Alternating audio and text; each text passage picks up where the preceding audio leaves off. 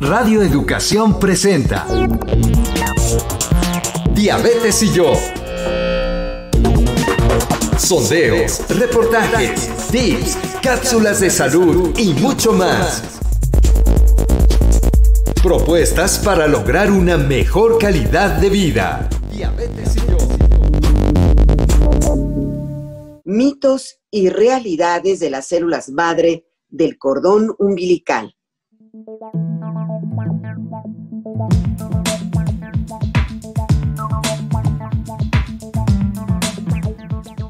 Qué gusto saludarles a todas, a todos en esta emisión del programa Diabetes y yo, propuestas que puedan mejorar nuestra calidad de vida. Les saluda María Eugenia Pulido a nombre de todo el equipo para un tema muy, muy interesante. Creo que es como el tema presente y del futuro, que se ha hablado tanto en los medios de información, pero ¿qué tanto conocemos o desconocemos, más bien, de lo que son las células madre? El 18 de septiembre, y es muy importante esta fecha, se conmemora el Día Mundial del Donante de Médula Ósea y Sangre de Cordón Umbilical.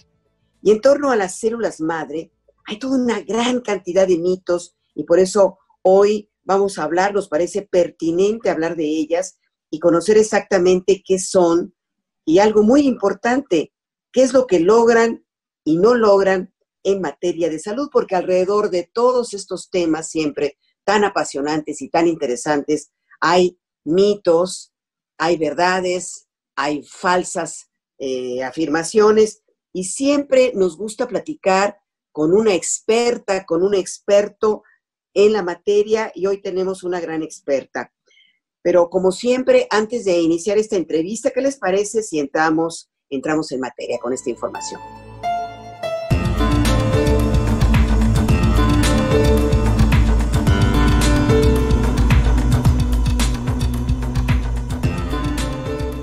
El nombre correcto de las células madre es células troncales, debido a que son la materia prima del cuerpo. A partir de las células madre o troncales, se generan todas las demás células con funciones especializadas. Bajo las condiciones adecuadas en el cuerpo o en un laboratorio, las células madres se dividen para formar más células. Estas nuevas células se convierten en especializadas o en otras células madre o troncales. Es importante considerar la diferencia entre las células troncales embrionarias y adultas. El primer tipo tiene la capacidad de formar todos los tipos de células especializadas que conforman una persona. En cambio, la función de las células troncales adultas es la regeneración y la repoblación natural de ciertos tejidos o células de nuestro cuerpo. Actualmente hay mucha investigación en torno a las células madre o troncales, con dos objetivos principalmente: aumentar la comprensión sobre cómo ocurren las enfermedades. Esto se logra cuando los investigadores estudian la maduración de células madre hasta formar células de los huesos, el músculo cardíaco, los nervios y otros órganos y tejidos. La otra meta de estas investigaciones es generar células sanas para reemplazar las células enfermas. Esto se llama medicina regenerativa. Las células madre pueden ser orientadas para convertirse en células específicas que pueden utilizarse para regenerar y reparar tejidos enfermos o dañados en las personas. Acompáñenos en la siguiente entrevista para conocer qué son y qué no son las células madre, así como los beneficios reales para la salud. Quédese con nosotros.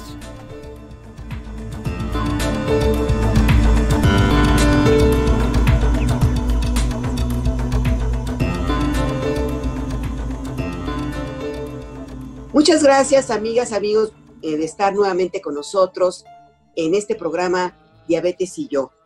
Muchas gracias por acompañarnos todos los viernes en punto de las 12 del día. Hoy tenemos el gusto de poder platicar con Joha Ojeda. Ella es ingeniero biomédico por la Universidad de Monterrey. Es un ingeniero médico por la Universidad de Monterrey con especialidad universitaria en integración latinoamericana y europea. Cuenta con maestría en ciencias en tecnología de células troncales por la Universidad de Nottingham en Inglaterra.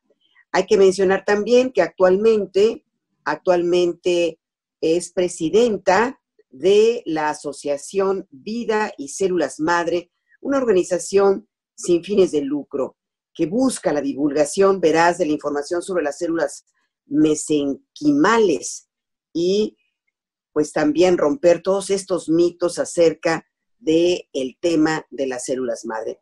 Mucho gusto de poder platicar, licenciada. Muchas gracias por la introducción y por la invitación, Maru. Perdón. Ingeniera Maru, no licenciada. Sí, perdón. Vamos. Desde ahí, mucho No hay gusto. licenciatura. Doctora, te voy a decir No pasa doctora, nada. porque me gusta más que ingeniera, pero bueno. ¿Estuvo bien la universidad y todo? Porque ahí vi como que hiciste algo cuando estaban leyendo Es tu... que estaban como No, sí. ¿Está perfecto? así. No sé, ¿están bien los datos? Sí, Okay. sí. Soy ingeniera biomédica de la UDEM con especialización. La UDEM. Yo creo ahí, como yo no conozco bien la UDEM, pero ¿qué es la UDEM? ¿Cuál Sí, es? pero está bien, de... Universidad de Monterrey. Entonces está bien. Está correcto. Sí. Vamos, entonces, Pensé que le había ingeniera... faltado tecnológico, pero no, ¿verdad? No. Sí. No. Es la Universidad de Monterrey, que es diferente al tecnológico. Bueno, ¿quieres que repita algo? No, nada más, bienvenida. ingeniera, ¿cómo estás, no? Sí. Te vamos a hablar de tú, ¿ok? Ingeniera, ¿cómo estás? Perfecto, claro. Vas, Maru. Ingeniera, ¿cómo estás? Bienvenida.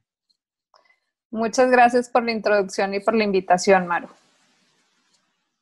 Pues, ¿por qué no nos platicas qué son las células madre? Bueno, pues las células madre son un tipo de célula que son las que dan lugar a todos los diferentes tipos de células especializadas de nuestro cuerpo. Entonces, nuestros órganos y tejidos están compuestos de células y cada uno de esos órganos o de esos tejidos tiene diferentes tipos de células especializadas. Pero ¿quién da lugar a esas células especializadas? Son las células madre. Entonces, hay células madre de muchos de esos órganos. Entonces, tenemos células madre de la piel, células madre de la córnea, células madre del intestino, células madre de la sangre, células madre de nuestro tejido conectivo, ¿sí? Entonces, esas células madre son las encargadas de generar los diferentes tipos de, por ejemplo, las células madre de la piel, los diferentes tipos de células especializadas de la piel, ¿sí? Ahora, estas células madre son, como ya vimos, de diferentes tipos, según dónde las obtengamos, va a ser el potencial o las características que puedan tener esas células. Y entonces, ¿cuáles serían como las funciones? ¿Nos quieres, Joana, volver a repetir, por favor? Claro. Entonces, las funciones naturales, o sí que naturalmente hacen en nuestro cuerpo las células madre, dependen del órgano o el tejido al que pertenezca, ¿sí?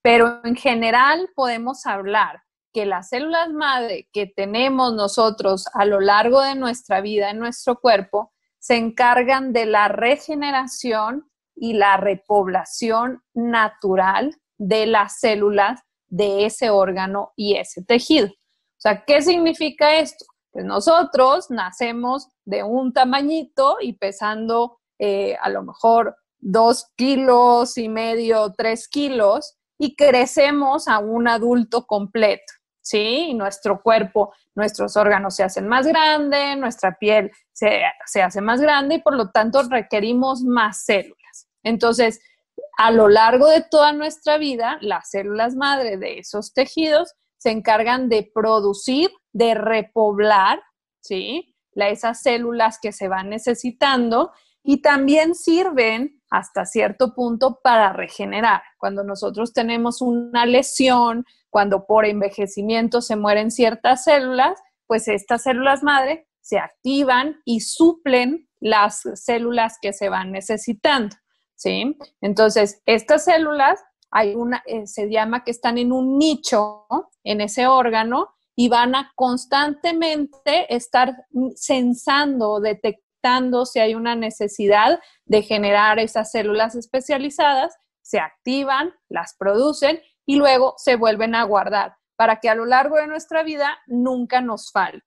Ahora, por el potencial que tienen estas células de diferenciación, o sea, de generar esos diferentes tipos de células especializadas, pues han sido muy atractivas en la investigación con el fin de tratar de lograr una mejor regeneración, ¿sí? Pero también en ese lapso de la investigación se han dado cuenta que estas células tienen otras propiedades naturales que pueden generar ciertas secuencias de actividades en otras células del cuerpo que van a ayudar a otros procesos. Por eso están en investigación en diferentes tipos de enfermedades, pero no podemos decir que estas células curen todo o sean mágicas, más bien por sus funciones naturales y sus características de qué genes expresan, qué proteínas producen, qué efectos de señalización pueden tener con esas células, es que se pueden explotar terapéuticamente, por así decirlo. Sobre todo se habla mucho, y no sé si se puso de moda en años recientes, estas células madre del cordón umbilical. Muchas madres en hospitales particulares, porque pues en los hospitales de instituciones no se puede, han conservado el cordón umbilical o han conservado la placenta y la resguardan en lugares porque dicen, en eso sería muy importante que nos dijeras, Johanna, ¿por qué? O sea, que porque no se las guardan porque los niños se van a enfermar menos o porque es así como digamos, la carta de salud para un futuro niño.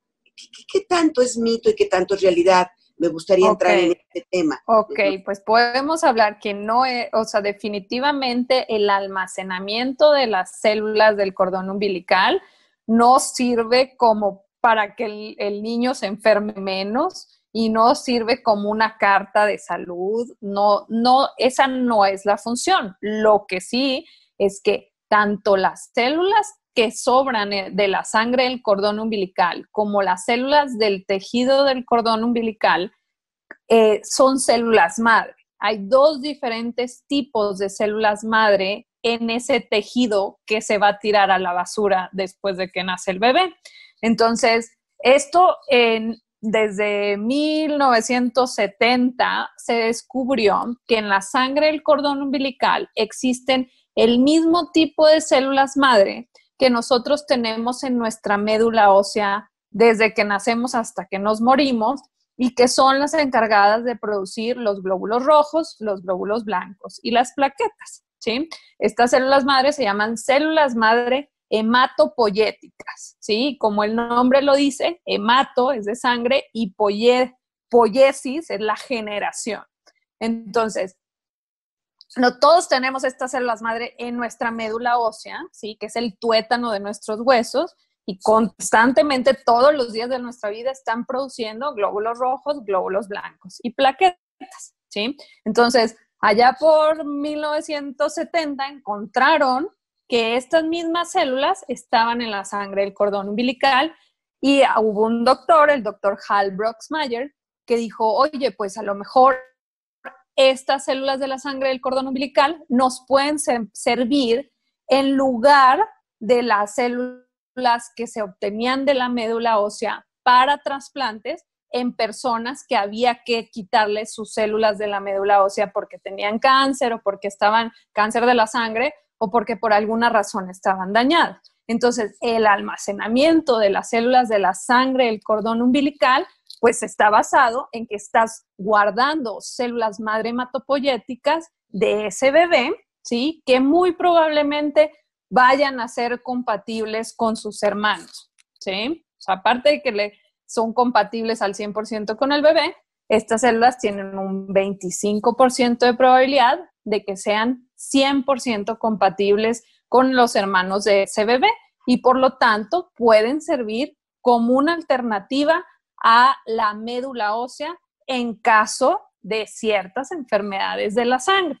¿Cuáles son estas enfermedades de la sangre para las cuales se necesitan este tipo de trasplantes de células madre hematopoyéticas? Pues o trasplantes de médula ósea, como comúnmente se conocen, serían las enfermedades de la sangre malignas, que son leucemias, linfomas, mielomas, o enfermedades de la sangre no malignas, que pueden ser anemias, algunos tipos de inmunodeficiencias, que es cuando no se producen correctamente los glóbulos blancos que nos protegen. Hay otros problemas congénitos del metabolismo, o sea, el bebé nace con una deficiencia para hacer cierta función que hacen ya sea los glóbulos rojos, los glóbulos blancos o las plaquetas, y por lo tanto tiene algún problema en su metabolismo. Entonces, para algunas de esas enfermedades, en algunas etapas del tratamiento, se puede requerir un trasplante que puede ser con sangre de cordón umbilical o con células de la médula ósea. Entonces, se originan y se almacenan en la médula espinal. ¿Dónde tienen, nuevamente, nos quieres decir, en dónde se originan y dónde se resguardan, se almacenan? Ok, las tenemos normalmente en nuestra médula ósea. O sea, nosotros, como todos los seres humanos que estamos aquí sanos, tenemos estas células madre hematopoyéticas en nuestra médula ósea. Pero durante el embarazo, ¿sí? Hay un porcentaje de estas células madre hematopoyéticas que están en la sangre de la vena del cordón umbilical.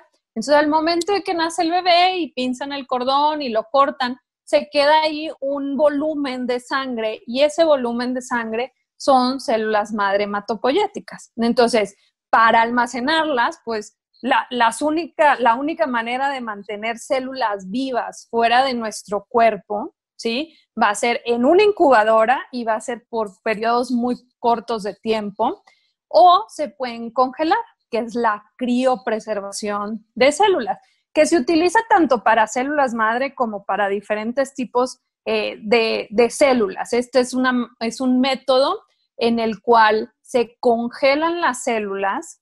Bueno, se preparan primero, se mezclan con una sustancia que evita que se dañen al momento de congelarse, porque cuando lo que sea que congelamos, así como las fresas que metemos al congelador, ¿sí? Si las descongelamos, se hacen todas aguadas porque se forman cristales de hielo que rompen las membranas de esa fresa, o en este caso de esta célula.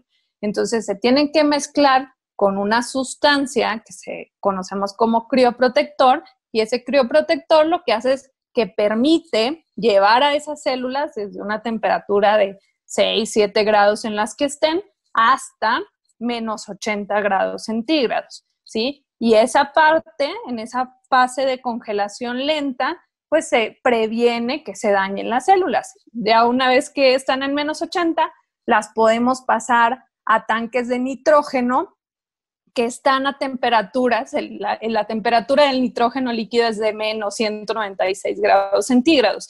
Entonces, en esos tanques mantienes una temperatura por debajo de los menos 170 grados centígrados. Y lo que pasa es que a esas temperaturas no hay suficiente energía termodinámica para que los mecanismos de la célula funcionen. No funcionan las enzimas, no hay ciclo celular, las células no se reproducen, no envejecen, no se alimentan, no generan ATP, no hacen absolutamente nada, están detenidas en el tiempo. Y de esta manera se pueden conservar décadas ahí en esos tanques, siempre y cuando mantengamos la temperatura y no haya variaciones, y pueden descongelarse 20, 30 años después para un trasplante. Explícanos un poco la etimología. Bueno, pues de sangre, pero hemapoyético, ¿qué quiere decir? Hemato, o sea, sangre. Viene de sangre. Y poiesis es generación. En griego. Griego, sí, ajá. Creo que es en griego, pero y es tipo literal. Hemato, generación de sangre. Y literal, las células hematopoyéticas generan las células de la sangre, que son los glóbulos rojos, los glóbulos blancos y las plaquetas. En las investigaciones médicas, entonces, bueno, dices que desde los años 70 ha cobrado como importancia, ¿no? En los años 70 encontraron apenas que existían. Ajá. Pero, ¿qué tendrá? Pero cada vez hay más atención y como más interés por parte de la biotecnología médica de estudiarlas más, ¿verdad? Exacto. Entonces, en un principio, como las células madre que se sabía que podían servir para algún tipo de tratamiento, eran las de la médula ósea y encontraron que eran este tipo de células madre hematopoyéticas. Después dijeron, oye, también están en la sangre del cordón umbilical. Ok, y de ahí, o sea, empiezan a descubrir muchos diferentes tipos de células madre porque dicen, a ver, o sea, si a la gente le damos quimioterapia y deja de producir células de la sangre, pues, y entonces las reemplazamos con estas, pues sabemos que esas son células madre. Pero había otros casos en los que había este tipo de situaciones que veían que había daños que se podían revertir con algún tipo de trasplante o cuando había algún tipo de tejido, por ejemplo, en la piel, ¿no? Las células madre de la piel constantemente están generando células de la piel. En el momento en que hay una quemadura o una lesión que llega hasta la capa donde están las células madre de la piel, ya eso no se regenera.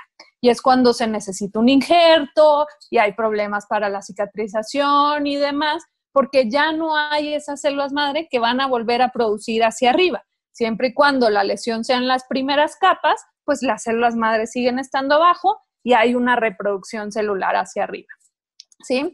Entonces, esto de las células del cordón umbilical es a lo mejor lo que más nos suena porque se ha convertido en esta opción real para tratamientos aprobados. Que esto es algo muy importante que podamos distinguir, ¿sí? Como población, porque cuando hablamos de algo que está aprobado, nos referimos a algo que aparece ya como en la guía de los médicos de cómo se tratan estas enfermedades. Se tratan con estos medicamentos y después requieres un trasplante con este tipo de células, con tanta cantidad, tal nivel de compatibilidad, y ahí es como ese proceso, esa receta de cómo tratar una enfermedad, ¿sí? Hay mucha más investigación con otros tipos de células, incluidas las células mesenquimales, que son células que también podemos encontrar en el cordón umbilical, pero no en la sangre, sino en el tejido. Y esta investigación con células mesenquimales, pues apunta igual a decir, bueno, estas células tienen estas características, sabemos que funcionan de esta manera, ¿cómo las podemos aplicar en algún tipo de enfermedades para generar algún tratamiento, ya sea en enfermedades que no tienen cura, en problemas que pues con los medicamentos o los tratamientos convencionales no se logran tratar o no se logran revertir los daños, ¿no? Entonces, parte de lo que se ha visto que está en investigación con células mesenquimales es que estas son o tienen muchísimas más propiedades atractivas para explotar de esta manera. Muy bien, pues vamos a dar paso a los consejos de salud, que son un elemento muy importante dentro de nuestro programa. Le invitamos que los ponga en práctica y después continuamos con esta charla. Consejos de salud para una mejor calidad de vida.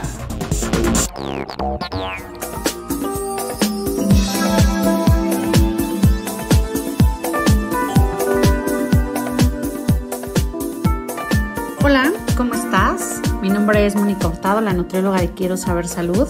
Y bueno, ¿qué tal que ya pasamos el pozolito de hace unos días? Acuérdate que siempre tenemos que mantener este balance energético. Recordemos que una alimentación sana tiene que ver con esta dieta que sea completa, suficiente, variada, inocua, pero sobre todo que mantenga un balance en la cantidad de alimentos y nutrimentos que estamos consumiendo. Así es que vivamos este mes patrio pero con balance energético. También quiero decirte que en este mes conmemoramos el Día Mundial del Corazón y viene a colación porque pues recordemos que la salud del corazón tiene que ver con la alimentación y con la actividad física.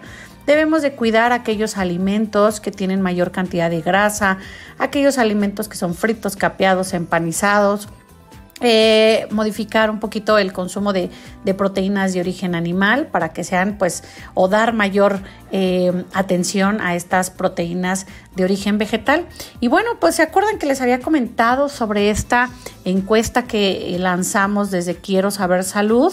Pues resulta que ya tenemos los resultados y el aumento de peso durante la pandemia debido a la reducción de actividad física, pues bueno, sí ha tenido sus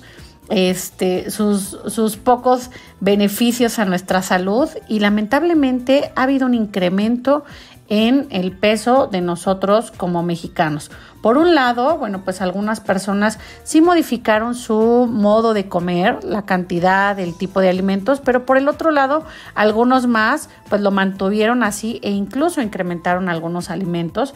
Dentro de los resultados resulta que el 44% de los participantes considera que ha aumentado de peso derivado de esta pandemia y estos resultados pues por supuesto concuerdan con los reportados por Ipsos y por la ENSANUD 2020. También el 22% de las personas señalaron que la pandemia fue clave para disminuir el peso y el 34% de esta población encuestada se mantuvo. Ahora bien, cuando preguntamos sobre la actividad física, nos comenta el 42% de las personas consideran que se han vuelto más activos durante la pandemia, mientras que el 41% consideró que ha dejado de hacer ejercicio. Es decir, hay una relación entre este 41% que dejó de hacer ejercicio con el 44% que incrementó de peso. Aquí nuevamente importante balance energético. Si yo dejo de hacer ejercicio, también debo de mantener una disminución en el consumo de alimentos, porque si no, a mayor cantidad de alimentos consumidos y menor cantidad de actividad física, pues voy a subir de peso. También sobre aquellas influencias que hubo sobre el consumo de algunos alimentos, hay algo que nos dicen nuestros encuestados. Dicen por aquí, muchas personas refieren que tienen mayor tiempo para activarse, sin embargo, la restricción de movilidad y el encierro, este encierro, o digamos como este resguardo saludable, han afectado los niveles de actividad física y también pues nos comentan que ha habido una disminución en el consumo de ciertos alimentos en algunos meses, en otros meses ya se vio de manera adecuada. Entonces, en conclusión, esta pandemia ha traído como consecuencia esta preocupación por mejorar la alimentación entre los mexicanos, pero las restricciones de movilidad, de actividad física, han impactado la realización de esta misma. Debemos de resaltar que el balance energético del que hemos estado hablando constantemente en muchísimos medios de comunicación es primordial para poder mejorar nuestra salud, reducir o controlar la obesidad y el sobrepeso. Así es que, bueno, pues estamos a mitad de mes. Yo los invito a que continuemos moviéndonos, a que continuemos con una dieta variada, suficiente, controlada e inocua. Y por supuesto, manteniendo nuestros niveles de glucosa, colesterol y triglicéridos en sangre de una manera controlada. Yo me despido, soy Mónica Hurtado, la nutrióloga de Quiero Saber Salud, y los invito a que consulten estos resultados en nuestras redes sociales, en nuestra página o en Instagram, Facebook, Twitter. Búsquenos como Quiero Saber Salud. Nos escuchamos en una cápsula más.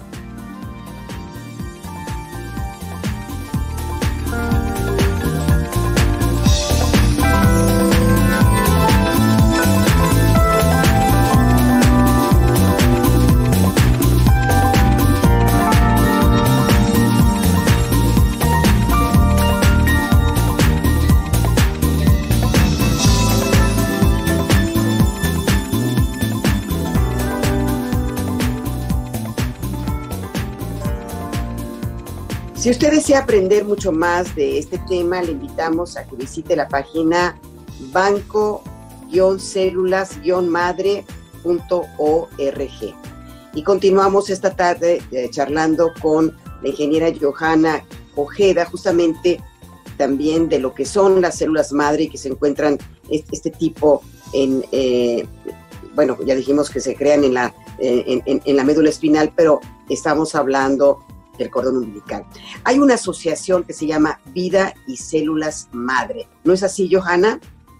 Así es. Esa es una asociación que lo que buscamos es mejorar la información y comunicar la ciencia detrás de las células, ¿sí? Porque, pues, por diversas razones, actualmente se comercializan muchos productos que dicen tener células madre o que dicen ser con células madre, y pues nada más están utilizando el término cuando en realidad no hay células madre en esos productos, en esas cremas o en esas pastillas, ¿sí? Entonces, parte de los fines de la asociación, pues es esto, tratar de ayudar a la gente a visualizar qué son las células, cuáles son todos los procesos que se tienen que seguir para poderlas guardar correctamente y que puedan utilizarse en personas en un futuro.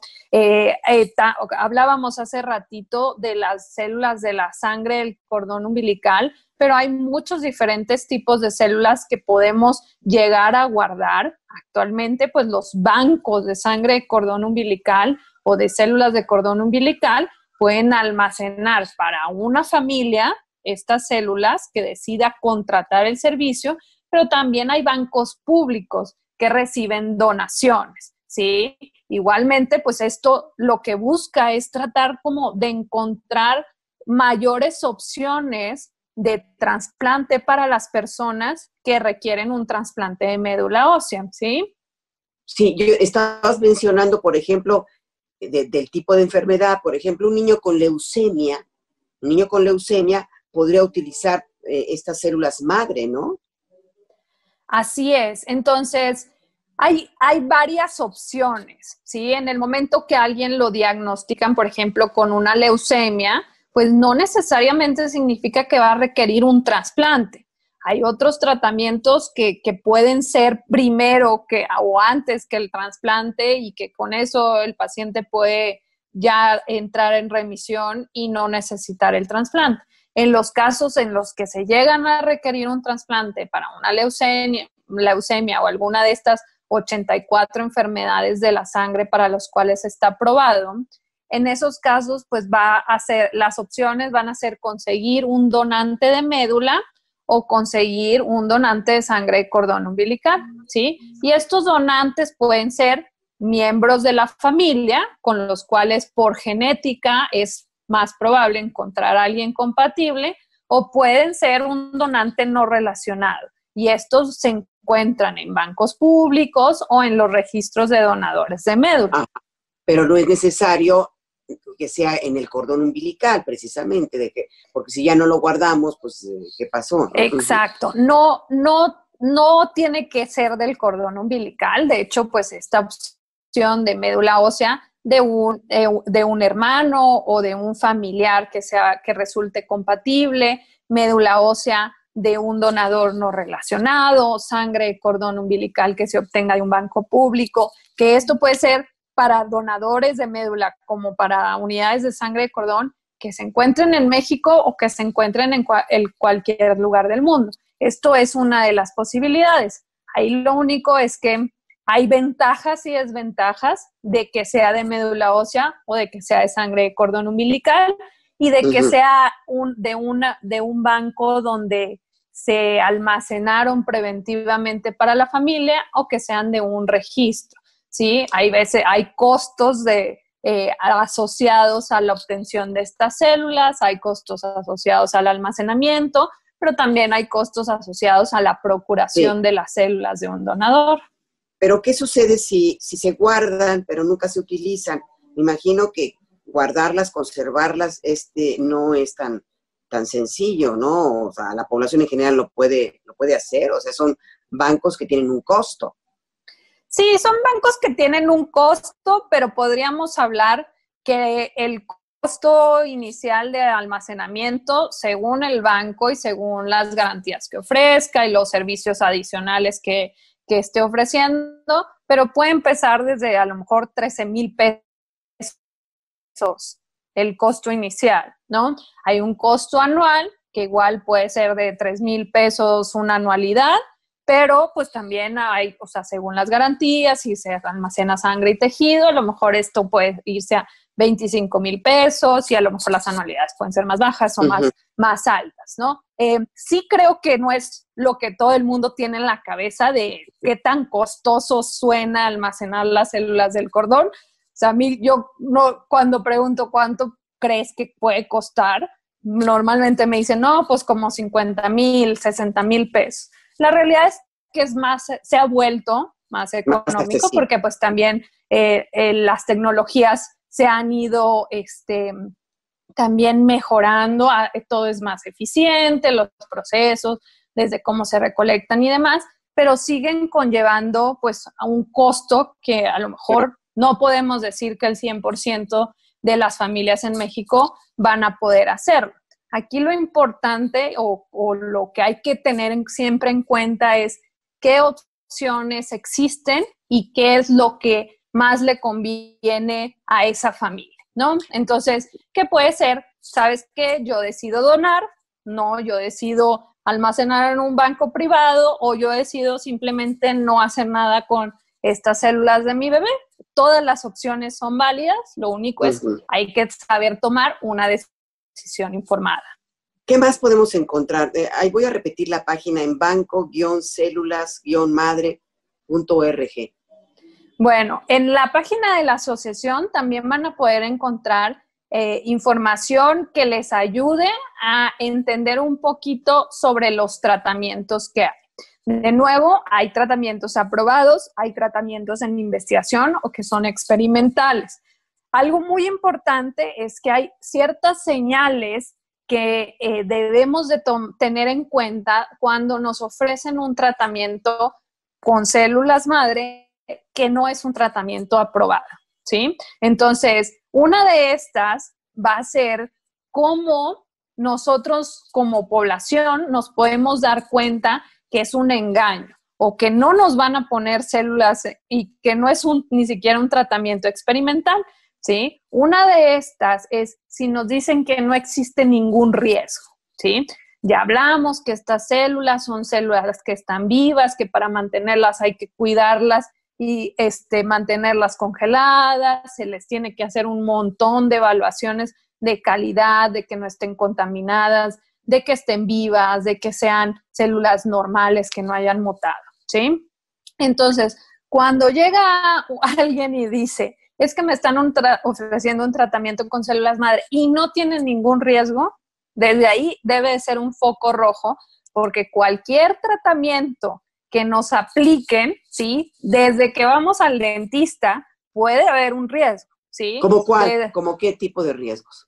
En los tratamientos con células madre, si por ejemplo nos están poniendo células que no tienen una validación de calidad adecuada, que no revisaron que estuvieran contaminadas, nos puede generar una sepsis o una infección grave. Si nos están poniendo células que no están correctamente caracterizadas y que nosotros conozca o que el médico que está haciendo el tratamiento conozca qué tipo de células son y si generan o no rechazo en el cuerpo del paciente, pues de nuevo, eso, o sea, pueden complicar esto. Porque, por ejemplo, las células mesenquimales, si son células mesenquimales puras, no generan un rechazo en el cuerpo del paciente. Pero si a alguien llegan y le ponen células de la médula ósea de otra persona y no está correctamente hecha la compatibilidad o no, ni siquiera se fijaron, el paciente puede generar un rechazo y esos rechazos pues son, o sea, desde un shock por rechazo hasta reacciones graves del cuerpo en contra de esas células o de esos productos que se están aplicando. Sepsis es un rechazo, la palabra sepsis es un rechazo. No, sepsis se refiere a una infección en la sangre, ¿sí? Y cuando sucede estas infecciones, pues ya el cuerpo se empieza a volver loco y empieza a producir un montón de procesos inflamatorios y las células del sistema inmune están todas activadas y es muy difícil controlar ese tipo de infecciones en la sangre. ¿Qué tratamientos, cuáles tratamientos están ahorita en investigación para las enfermedades, los que están en proceso de investigación? Ok, hay muchos. De nuevo tendríamos que hablar de qué tipos de células y dependiendo de esos tipos de células serían las enfermedades. Por ejemplo, una de las que más están en investigación actualmente son precisamente las células mesenquimales, y las células mesenquimales lo que han visto es que pueden regular el equilibrio de las células del sistema inmune. Entonces, modulan la activación de nuestro sistema inmunológico. Entonces, cuando hablamos de esta modulación, pues se abre un así abanico de posibilidades, ¿no? Entre estas, las enfermedades autoinmunes. Las células mesenquimales se están investigando mucho en enfermedades autoinmunes que pueden ser desde diabetes, esclerosis múltiple, artritis reumatoide, lupus,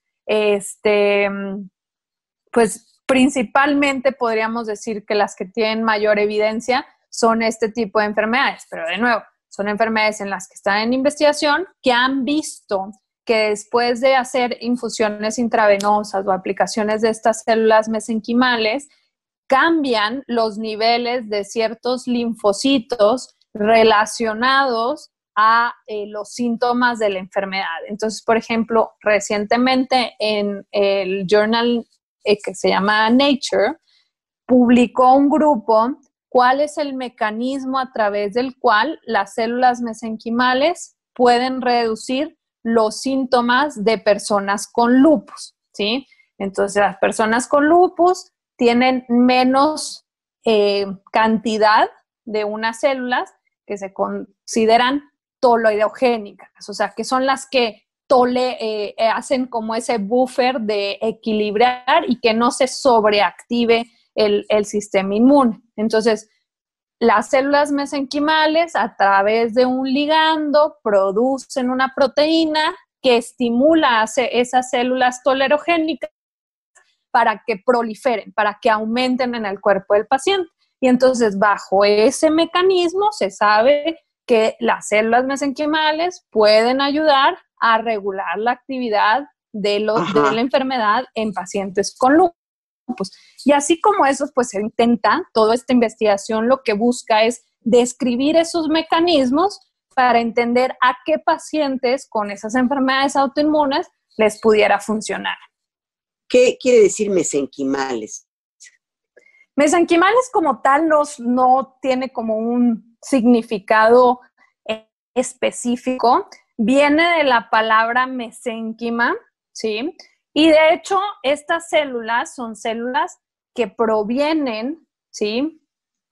Dentro del desarrollo embrionario de la capa que se llama mesodermo, ¿sí? El mesodermo, la capa del mesodermo, se va a dividir en dos, va a generar células hematopoyéticas por un lado y va a generar todos los tejidos mesenquimales, ¿sí? Entonces, cuando hablamos de tejidos mesenquimales, estamos hablando de las células del hueso, las células de la grasa, las células de cartílago y de músculo, ¿sí? Entonces, naturalmente, estas células mesenquimales pueden generar o diferenciarse hacia células de hueso, células de grasa, de cartílago y de músculo, pero sus funciones naturales no están tan relacionadas a este proceso de generar esas células, sino más bien están encargadas de regular otros procesos de regeneración en el cuerpo.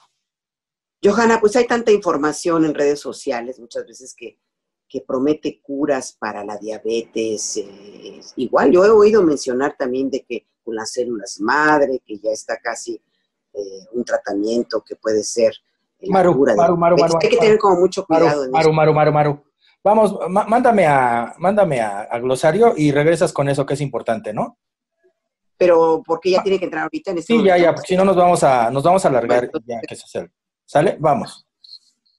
Pues muy interesante el tema, yo creo que para tratarlo en varios programas, no nada más en uno, vamos, precisamente hay ciertos términos que no nos son muy familiares, vamos a un glosario y regresamos con nuestra invitada. Glosario, para conocer los términos médicos.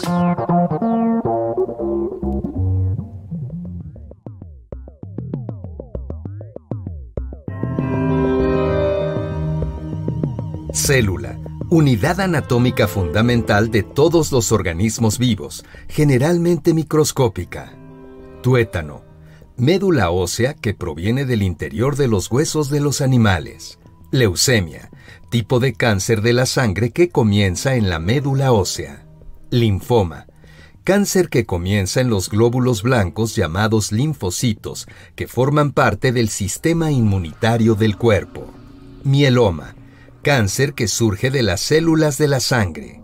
Congénito, afección o rasgo que está presente en el momento del nacimiento. Puede ser el resultado de factores genéticos o no genéticos. Plaquetas, fragmentos de células muy grandes de la médula ósea que ayudan a producir coágulos sanguíneos para hacer más lento el sangrado o frenarlo y para facilitar la cicatrización de las heridas.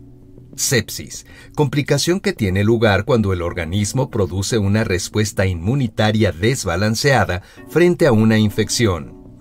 Linfocitos, células que circulan en la sangre y son parte del sistema inmunológico, también llamados glóbulos blancos.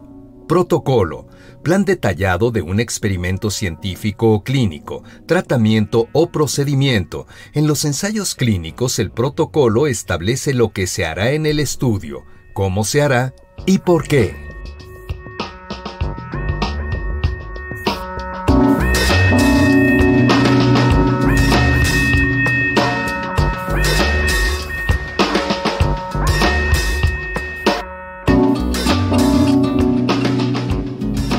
Bueno, pues hay tanta información, Johanna, sobre este tema en redes sociales que promete curas de la diabetes, así que casi mágicas. ¿Cómo podemos saber si el tratamiento que me están ofreciendo puede ser una utilidad? Ya lo mencionaste anteriormente, pero me parece muy importante porque tú misma acabas de decirnos que si no es un tratamiento adecuado, más que curarnos, nos va a perjudicar. Entonces, si quieres volver a transmitirnos cuáles son los tratamientos que sí están aprobados, que ya están, y para qué enfermedades, por favor, Johanna. Claro, entonces, los tratamientos aprobados actualmente con células madre, podemos hablar que serían con células madre hematopoyéticas, o sea, de la sangre del cordón o de la médula ósea, son para enfermedades de la sangre. O sea, estos cánceres de la sangre, que son leucemias, linfomas, mielomas, o enfermedades de la sangre no malignas, que pueden ser anemias, inmunodeficiencias, talasemias y problemas congénitos del metabolismo. Hay alrededor de 84 enfermedades de este tipo, de la sangre, para los cuales se están aprobados los trasplantes de médula ósea, sangre de cordón umbilical. Ahora, hay otras enfermedades que ya dijimos están en investigación, ¿sí?, que no es tan fácil que lleguemos con alguien que lo esté haciendo, pero bajo un protocolo aprobado por COFEPRIS, que esté dado de alta con el Comité de Ética e Investigación del hospital donde se va a realizar, es posible acceder a estos tratamientos como parte, de nuevo, de un protocolo experimental, ¿sí? Sí, pero mencionabas que enfermedades como la diabetes, el lupus, todas estas que son crónico-degenerativas, no podemos decir que ya hay un tratamiento con células madre. No, hay protocolos en los que se está evaluando ya en pacientes, en humanos, diferentes métodos para el tratamiento. Sí han visto, por ejemplo, se han reportado en la literatura científica resultados, pero se está buscando esa optimización de decir, en este tipo de pacientes, en esta edad, con cuántos años de diagnóstico, cuántas células, cada cuánto tiempo se puede generar ese efecto. Y eso, la única manera de que se llegue a un tratamiento aprobado, pues es justo mediante la investigación, conociendo un poquito más qué pacientes responden, cuáles pacientes no responden, pero esto se debe hacer bajo un protocolo controlado de investigación o como un caso o sea, ya sería como el último de los remedios, que se llama como un uso compasivo,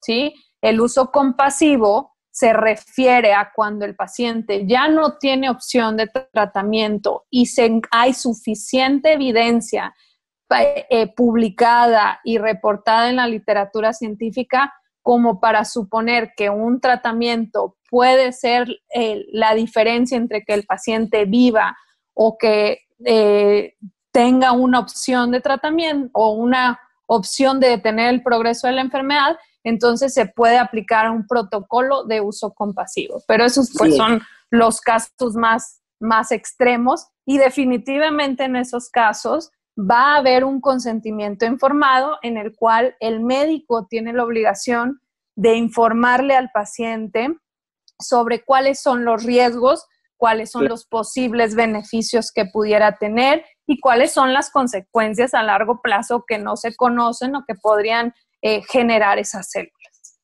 ¿Cómo nos podemos acercar a la Asociación Vida y Células Madre? Y, por ejemplo, personas que necesitan más información para ver si el tratamiento puede ser adecuado a su malestar, a su padecimiento, y que haya, me imagino que no nada más información, sino una persona que conteste algún teléfono o algo así. Claro, por ahorita lo que tenemos es en nuestra página, que es bancos-células-madre.org. Tenemos la sección de contacto, ¿sí? Ahí nos pueden escribir todas sus preguntas, nos pueden mandar sus datos de contacto. Con mucho gusto estaremos en contacto con ustedes para mandarles la información que hay al respecto sobre sus preguntas y que ustedes puedan tomar una decisión informada. Algo con lo que quieras concluir, Johanna, de esta conversación que ha sido como muy rica, pero de que tenemos que tener como mucho más información. ¿Con qué quieres concluir, por favor? Claro, muchas gracias, Maru. Pues creo que es importante que generar conciencia de que hay que ser un poquito más precavidos a la hora de tomar decisiones sobre nuestra salud. Es importante que leamos, que preguntemos con los médicos y que sepamos diferenciar cuándo se está haciendo ciencia y cuándo nos están vendiendo un producto que no tiene ningún tipo de evidencia, ¿sí? Y la única manera de conocer más sobre esto es justamente leyendo, buscando estos medios, como por ejemplo ustedes, que hablan sobre cuestiones médicas de salud, que ofrecen diferentes medios de contacto para tener más información y poder entender un poquito más, pues desde nuestras enfermedades, las opciones de tratamiento, pues también se pueden acercar con las asociaciones de pacientes o con médicos de confianza que les ayuden a entender un poquito hasta qué punto ustedes pudieran ser o no candidatos a tratamientos, que ya sea con células, con a lo mejor un medicamento o un tratamiento biotecnológico, pero todo debe ser a través de pues esa referencia médica que ayude a entender al paciente. Pues te agradecemos mucho tu presencia, la presencia de nuestra entrevistada en esta ocasión, la ingeniera Johanna Ojeda, ingeniera biomédica con maestría en ciencias en tecnología de células troncales y presidenta de la Asociación Vida y Células Madre, una organización sin fines de lucro. Muchas gracias por acompañarnos y también agradecemos, gracias y ojalá te tengamos en otra ocasión, Johanna. Muchas gracias, Maru, y de verdad un gusto platicar contigo. Muchas gracias. También queremos agradecer a todos los amigos que cada viernes están pendientes de un tema más de este programa Diabetes y Yo. Nos despedimos todo el equipo en este programa: Mario Ledesma, Oscar Guerra, Nacho Casas, Brisa Sánchez, Gisela Ayala y su servidora María Eugenia Pulido. Hasta la próxima. Radio Educación presentó Diabetes y Yo. Sondeos, reportajes, tips, cápsulas de salud y mucho más.